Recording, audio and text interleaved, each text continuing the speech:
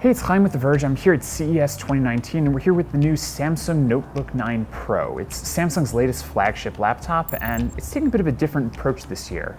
Not only is Samsung updating the specs, it's still got the latest Intel processors, plenty of RAM, all that good stuff. But what makes the Notebook 9 different this time around is that Samsung is putting a really big emphasis on design here. It's got a much sharper design, much thinner corner radiuses, much thinner bezels, and it's a much more modern look that lets it not only compete with, but stand out with competitors like Apple and Dell.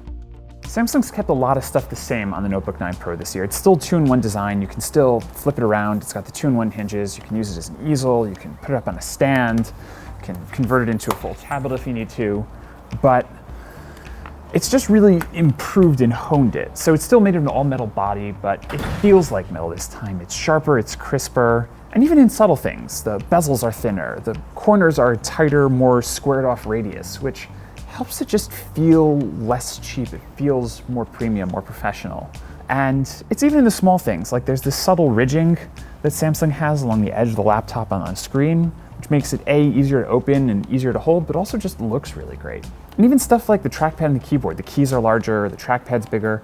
It's just a better, more improved, clean version of it. Ports-wise, there are 3 USB-C ports, 2 on this side and 1 on this side. There's also a power button, which has a built-in fingerprint reader over on the right side also, and a micro SD card slot, which is nice. Full SD would be better, but I'll take what I can get at this point. My only real big complaint is that while Samsung's done a really great job at minimizing the bezels on the side and top of the display, they've even gotten the webcam on top, which is great because no one likes that weird shin-looking thing that you get on other laptops that have had to put it in different places.